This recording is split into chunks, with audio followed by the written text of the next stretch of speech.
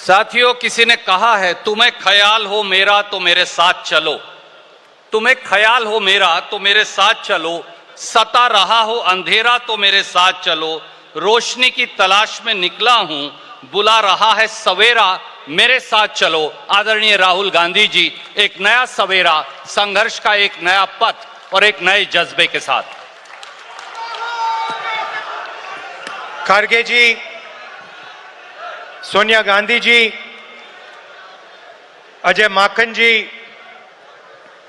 KC Venugopal ji, Mukul Wasnik ji, Shakti Singh Gohil ji, Amit Chavda ji, CWC members, senior leaders on the dais, AICC members, party workers, friends from media, आप सबका यहां बहुत बहुत स्वागत, नमस्कार।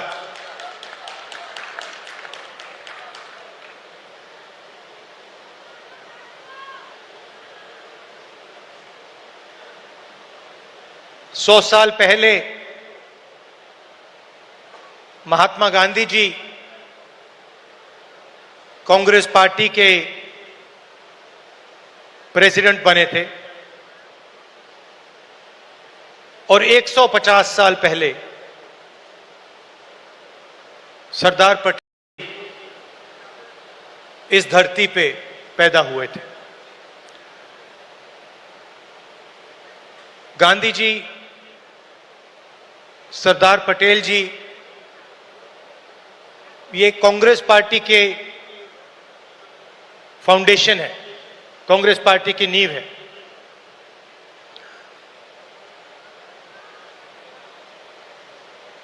भाषण का मेरा एक प्लान था, मगर अजय लल्लू जी ने कुछ कह दिया तो अब मेरा प्लान डाइवर्ट हो गया है।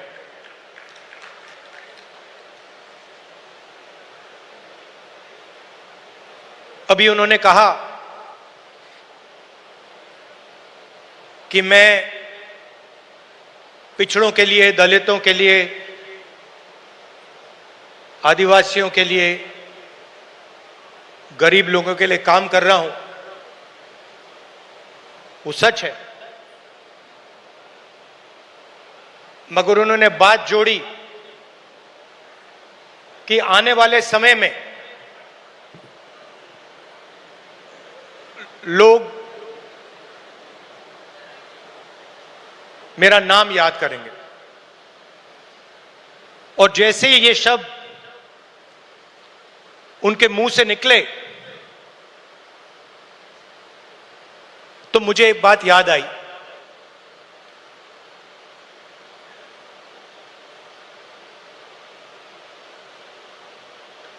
कुछ साल पहले एक जर्नलिस्ट मेरे से मिलने आए। हिंदुस्तान के जाने हुए जर्नलिस्ट हैं। ऑफिस में बातचीत चल रही थी। उन्होंने मुझे बोला कि वो या मुशर्रफ जी या नवाज शरीफ के मित्र थे और उन्होंने मुझे बताया कि उन्होंने नवाज शरीफ या मुशर्रफ जी से कहा था कि अगर आप हिंदुस्तान और पाकिस्तान के बीच में शांति लाएंगे तो पूरी दुनिया आपका नाम याद करेगी। और उस टाइम जब जर्नलिस्ट ने कहा था, मुझे एक बात याद आई थी। जैसे ही उसके मुंह से ये शब्द निकले थे, मेरे दिमाग में यह बात उठी थी कि मैं छोटा सा बच्चा था, 7-8 साल का, और मैंने इंदिरा गांधी जी से यह सवाल पूछा कि दादी,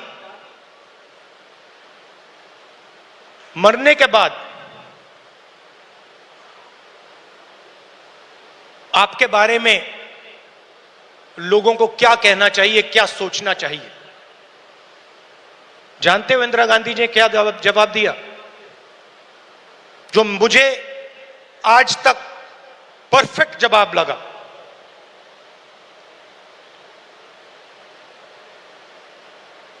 उन्होंने कहा, राहुल, मैं अपना काम करती हूं, मरने के बाद लोग मेरा क्या सोचें क्या ना सोचें, मुझे कोई फर्क नहीं पड़ता है। मुझे इंटरेस्ट अपने काम से है, और अगर पूरी दुनिया मेरे मरने के बाद मुझे भूल जाए, वो भी मेरे लिए मंजूर है, अगर मैंने अपना काम पूरा किया। तो यही मेरी सोच है। लोग क्या सोचेंगे क्या नहीं सोचेंगे, मुझे कोई फर्क नहीं पड़ता। सच्चाई क्या है और मुझे क्या करना है, वो मैं करना चाहता हूं।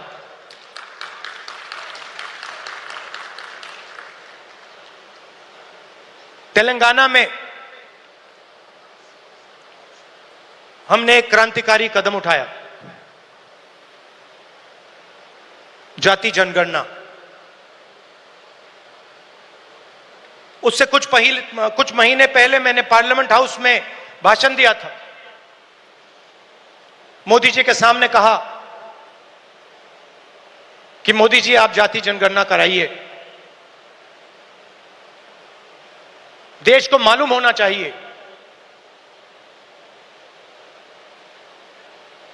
इस देश में दलित कितने हैं,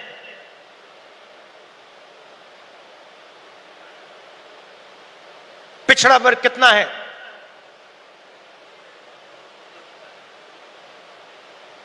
अति पिछड़ा कितना है, अति दलित कितने हैं, आदिवासी कितने हैं, माइनॉरिटीज कितने हैं, गरीब जनरल कास्ट के कितने लोग हैं।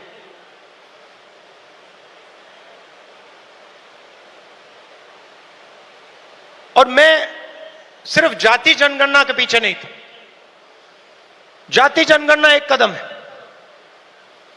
मुझे यह पता लगाना था कि इस देश में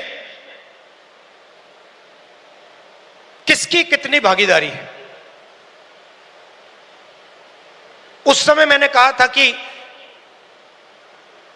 देश का एक्सरे होना चाहिए, पता लगाना चाहिए कि जो हमारे दलित, आदिवासी, पिछड़े वर्ग के लोग धूप में काम करते हैं,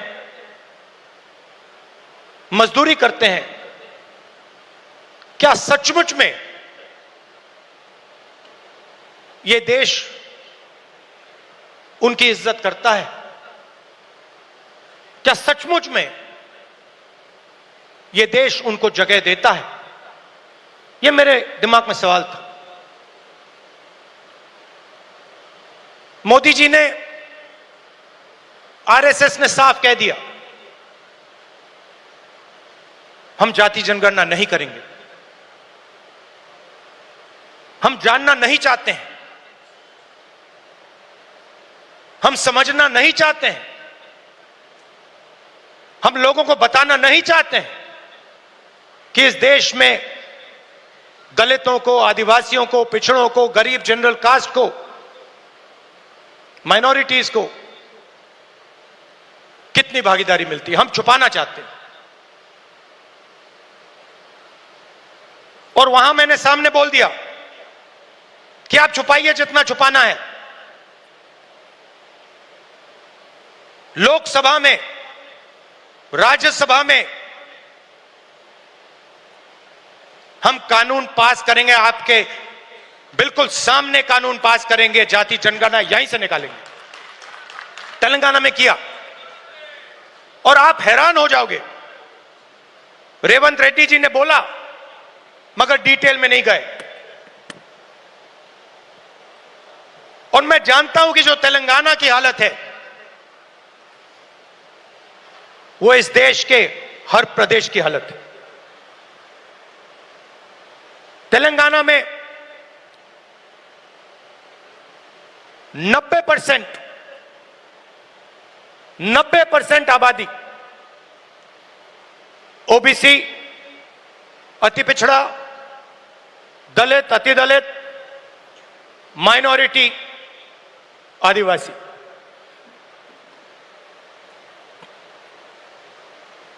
तेलंगाना का कॉर्पोरेट सेक्टर देखिए, मालिकों की लिस्ट, सीईओज की लिस्ट, सीनियर मैनेजमेंट की लिस्ट, 90% में से आपको एक व्यक्ति नहीं मिलेगा।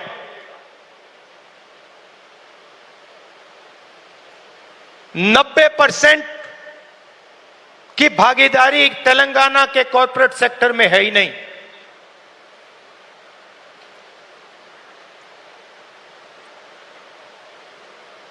आजकल 21वीं सदी में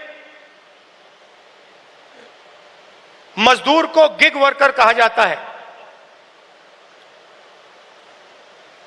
वो घरों में खाना ले जाते हैं, घरों में खाना पकाते हैं, पिज्जा ले जाते हैं, अमेज़न की डिलीवरी ले जाते हैं, धूप में ले जाते हैं, सड़क पे मरते हैं। तेलंगाना में उनकी लिस्ट निकाली, सारे के सारे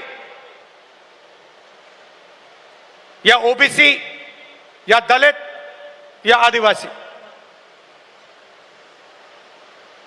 अब तेलंगाना में जाति जनगणना ने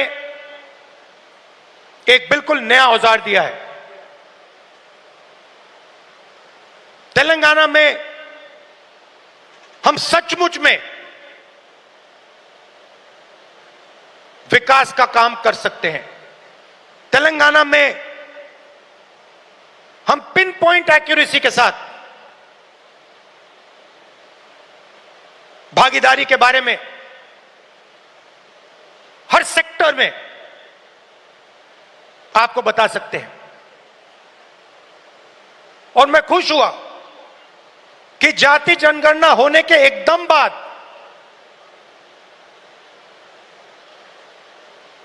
हमारे चीफ मिनिस्टर ने और हमारी टीम ने ओबीसी रिजर्वेशन को 42% तक पहुंचा दिया है।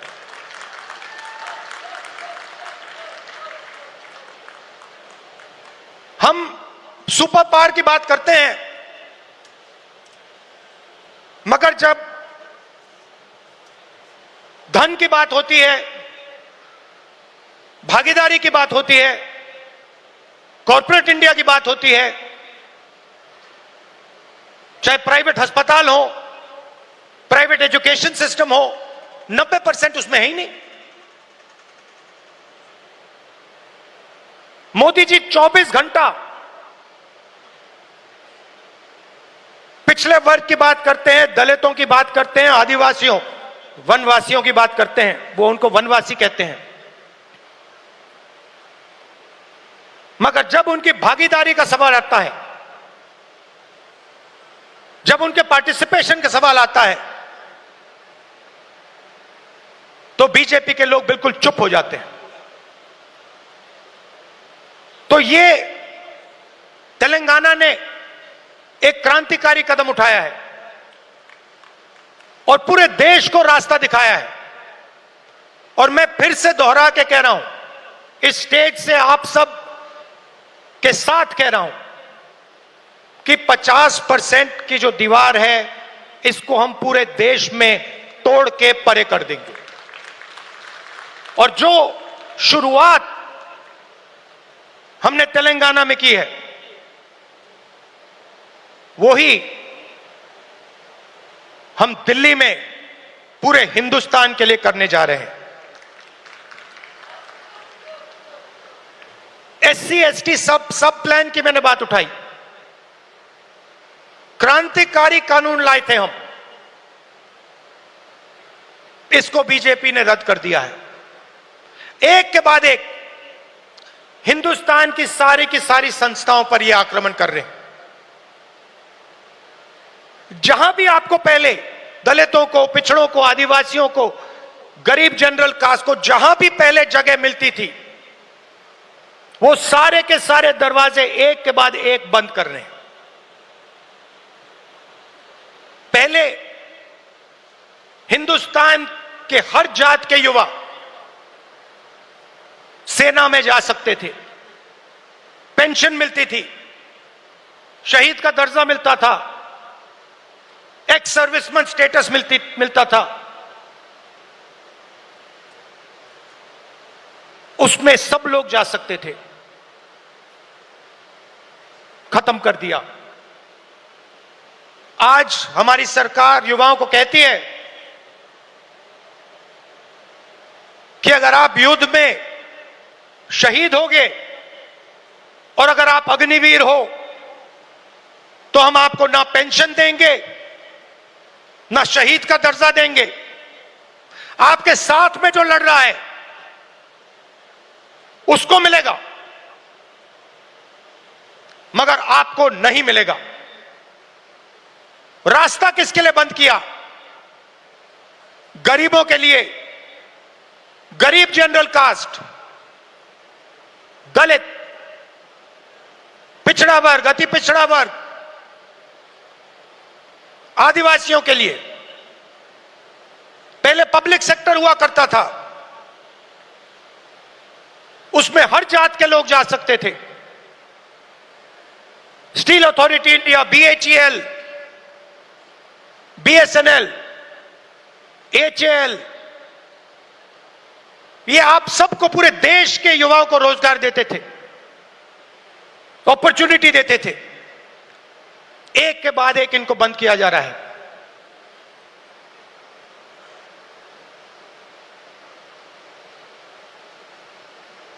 और किसको दिया जा रहा है? अदानी और अंबानी को। आप अदानी जी की कंपनी की लिस्ट निकालिए, मैनेजमेंट टीम की लिस्ट निकालिए,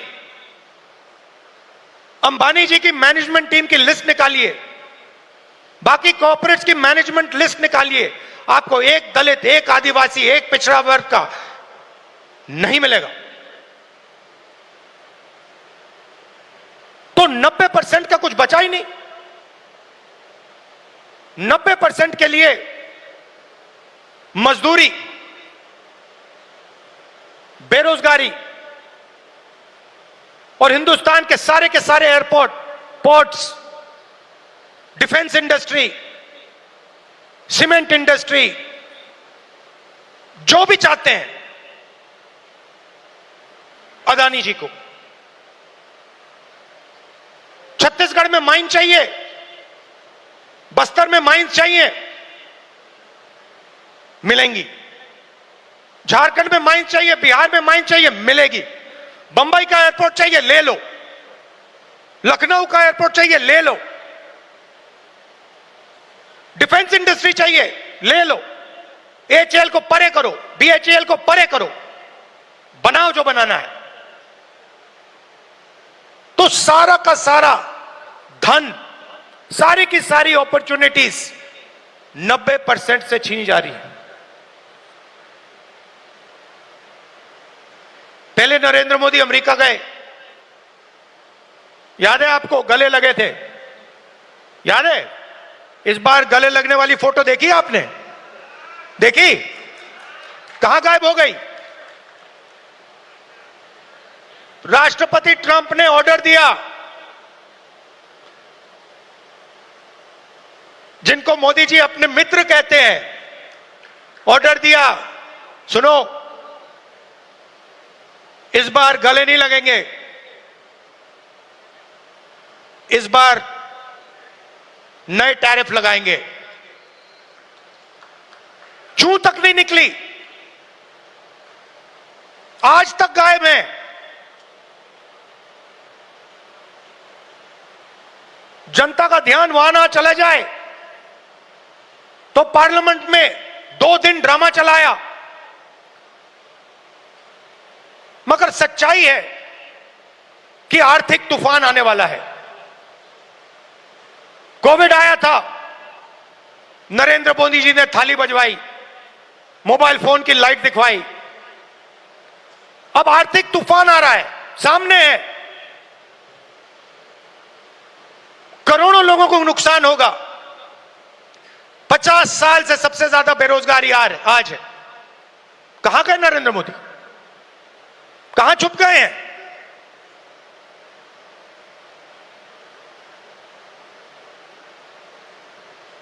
बांग्लादेश का राष्ट्रपति उल्टा बयान देता है और नरेंद्र मोदी जी उसके साथ बैठे हुए हैं, चुप, एक शब्द नहीं निकलता मुंह से। कहां गई 56 इंच की छाती?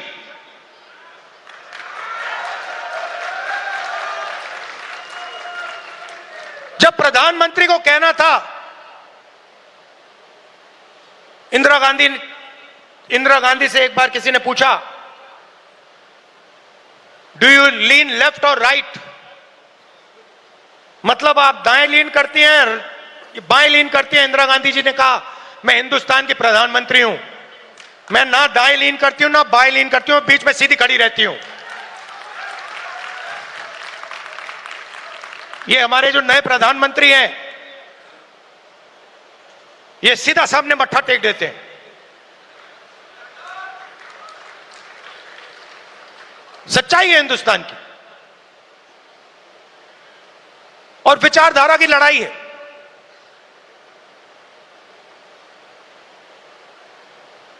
आप लोग हो सेना, बब्बर शेर। किसी ने कहा राहुल गांधी भारत जोड़ो यात्रा में चला। मैं आपसे सवाल पूछना चाहता हूं, क्या आपके बिना राहुल गांधी भारत जोड़ो यात्रा में चल सकता था क्या? तो आपको कहना चाहिए, हम सब चले भारत यात्रा में और राहुल गांधी हमारे साथ चला था। आपकी शक्ति है, आपकी विचारधारा की शक्ति हमारी विचारधारा की शक्ति है, और देश आपको चाहता है।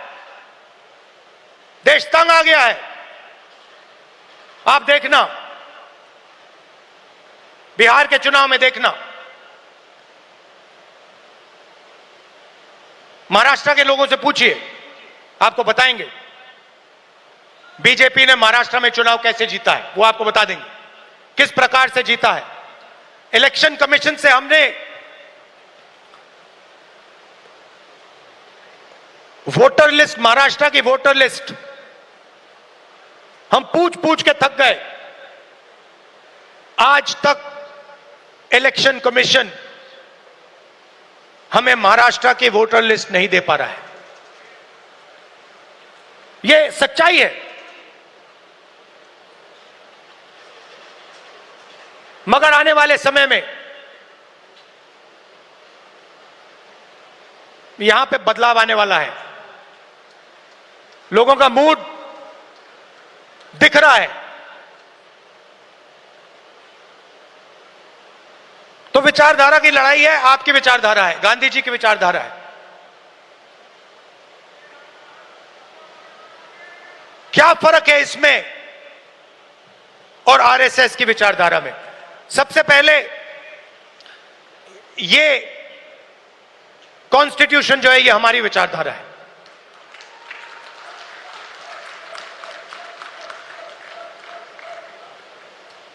इसमें गांधी जी की, अंबेडकर जी की, पटेल जी की, बुद्ध भगवान की, नारायण गुरु जी की, गुरु नानक जी की, कबीर जी की, बसवना जी की विचारधारा है।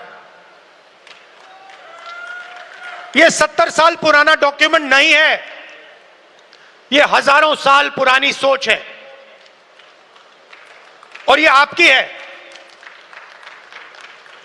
आपके खून, आपके पसीने ने, कांग्रेस पार्टी के खून, कांग्रेस पार्टी के पसीने ने यह कॉन्स्टिट्यूशन देश के साथ बनाया है, और आज इस पर आक्रमण हो रहा है।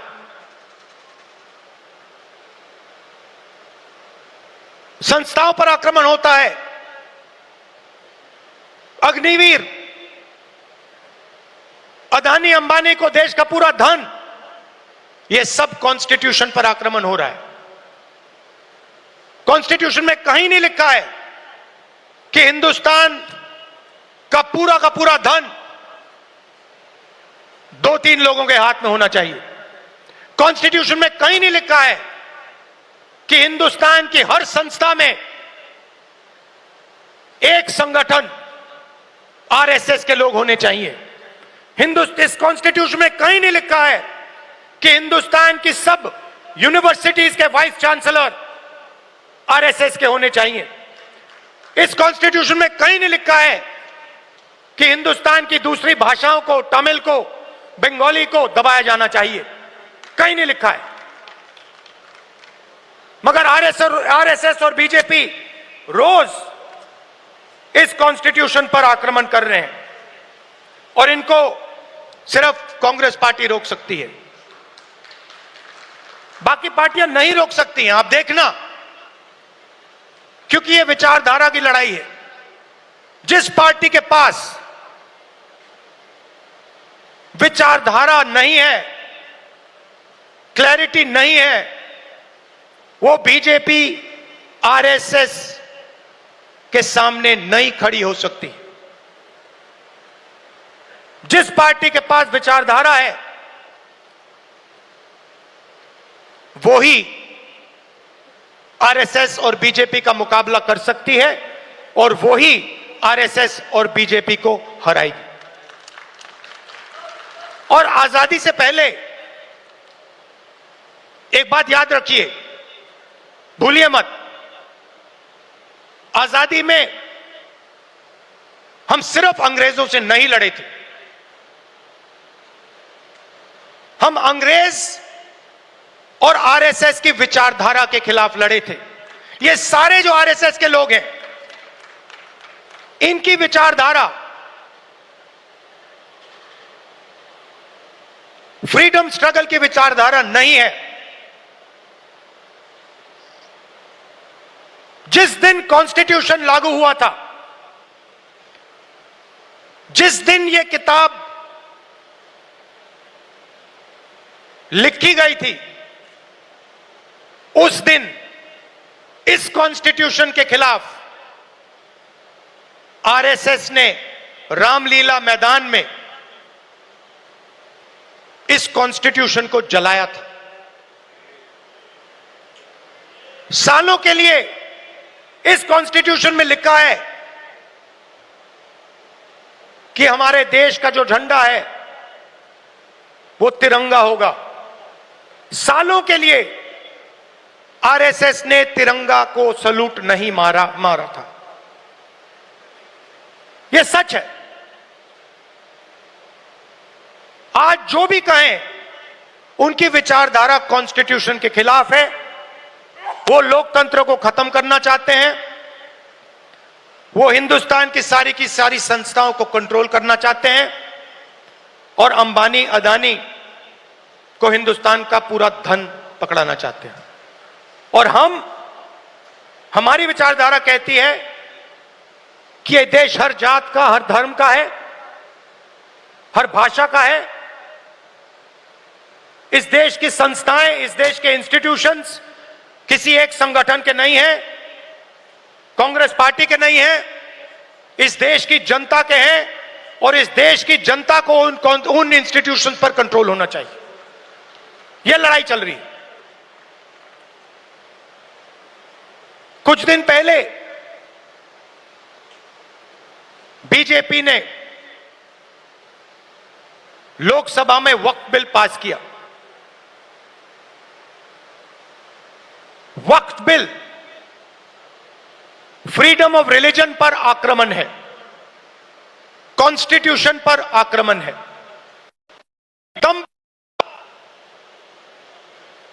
ऑब्जर्वर न्यूज़पेपर, उनका जो न्यूज़पेपर है, ऑर्गेनाइजर, सॉरी ऑब्जर्वर नहीं, ऑर्गेनाइजर में लिखते हैं कि अब जो क्रिश्चियन कम्युनिटी है उनकी जमीन पर हम आक्रमण करने जा रहे हैं। हमारे सिख भाई हैं, आपके पास भी आएंगे, तो आप ये मत सोचिए कि ये आप पर आक्रमण नहीं है। और ये एंटी कॉन्स्टिट्यूशन है और anti freedom of religion act है, और यह देश के सब लोगों को मालूम होना चाहिए।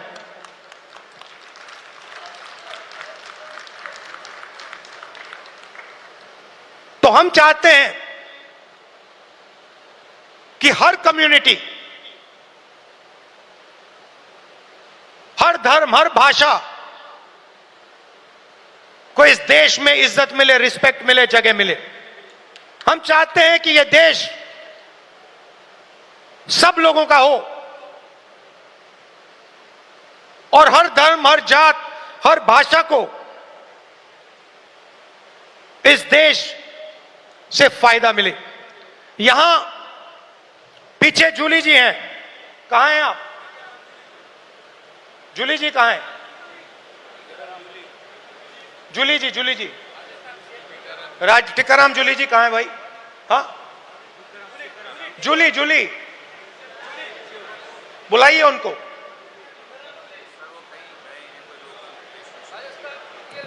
अच्छा, टिकाराम जूली हमारे सीएलपी हैं, राजस्थान के, दलित हैं, मंदिर गए थे। उनके मंदिर में जाने के बाद बीजेपी के नेताओं ने मंदिर को साफ करवाया, धुलवाया, और वो अपने आप को हिंदू कहते हैं। एक दलित व्यक्ति को मंदिर में जाने का अधिकार नहीं देते हैं, और जब जाता है तो फिर मंदिर को धुलवाते हैं। ये हमारा धर्म नहीं है, ये हमारा धर्म नहीं है। हम भी अपने आप को हिंदू कहलाते हैं, मगर ये हमारा धर्म नहीं है। हमारा धर्म वो है जो हर व्यक्ति का आदर करता है, हर व्यक्ति को रिस्पेक्ट देता है। और ये जो बात है, चाहे ये दलितों के खिलाफ हो,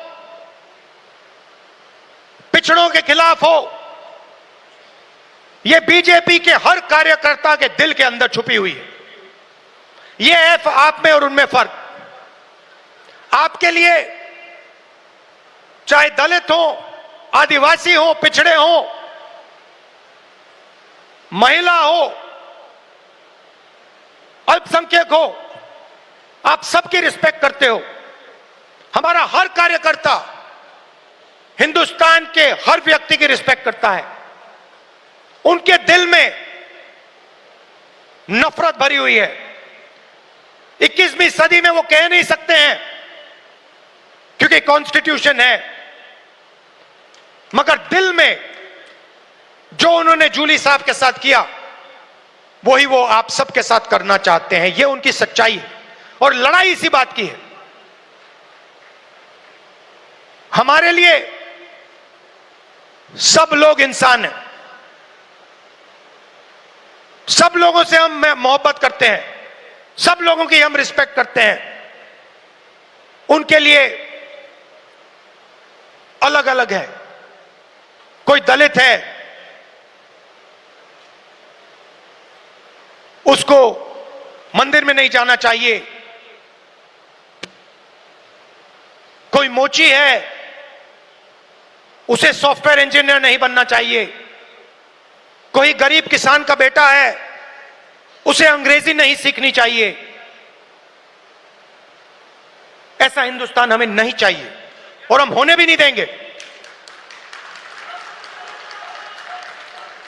आखिरी बात आपसे कहना चाहता हूं संगठन के बारे में। कांग्रेस प्रेसिडेंट, वर्किंग कमेटी और पार्टी के सीनियर नेताओं की काफी मीटिंग हुई है, और हम चाहते हैं कि जो हमारे डिस्ट्रिक्ट प्रेसिडेंट्स हैं, उन्हें हम पार्टी की नींव बनाएं। और हम चाहते हैं कि उन्हें, जो हमारे डिस्ट्रिक्ट प्रेसिडेंट्स हैं, डिस्ट्रिक्ट कमेटीज हैं, उन्हें पार्टी शक्ति दे, पावर दे और जिम्मेदारी दे। तो यह बदलाव हम कांग्रेस पार्टी में लाने जा रहे हैं।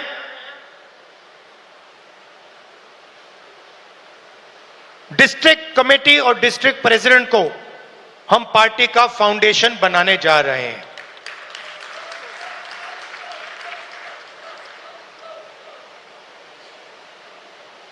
अंत में आप सबको लड़ना है और मैं जानता हूं कि यह आसान नहीं है, क्योंकि उनके पास धन है,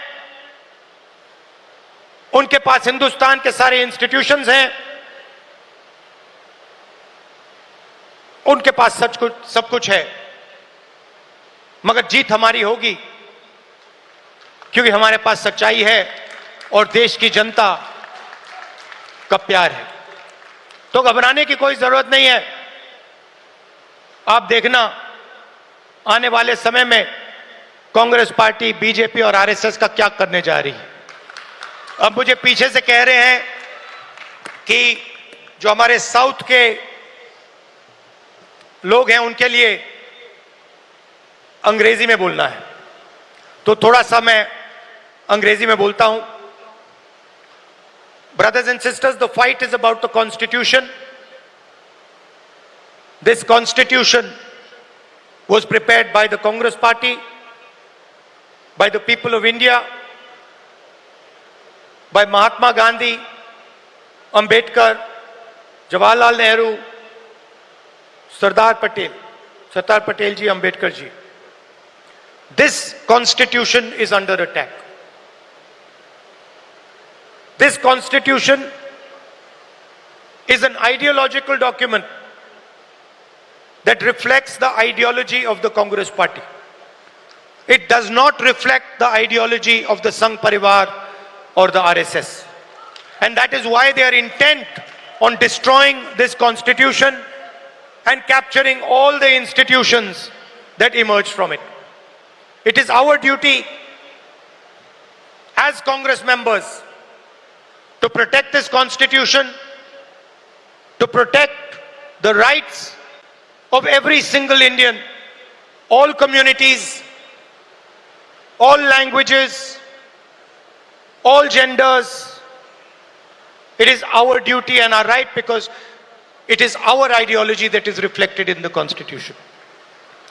The BJP and the RSS are attacking our institutional framework, and they think that just because they are in power, they have huge amount of financial capacity that nobody is going to resist them.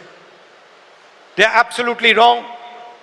The Congress worker and the Congress party and the large mass of India's people are going to fight for this Constitution and are going to defeat the RSS and the BJP. I also said that a few days ago, the BJP and the RSS attacked the freedom of religion. The Waqf bill and the article that appeared in the RSS magazine, The Organizer, where they said that they are now going to attack the land of our Christian brothers and sisters, are both attacks on the Constitution of India. And they must be seen in that light.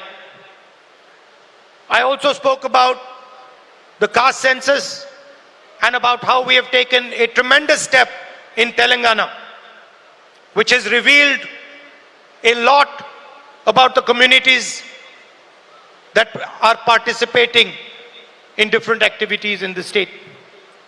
Finally, I would request all Congress members from all our states that it is your responsibility to defend the Constitution. It is your responsibility to defend the ideology of the Congress party.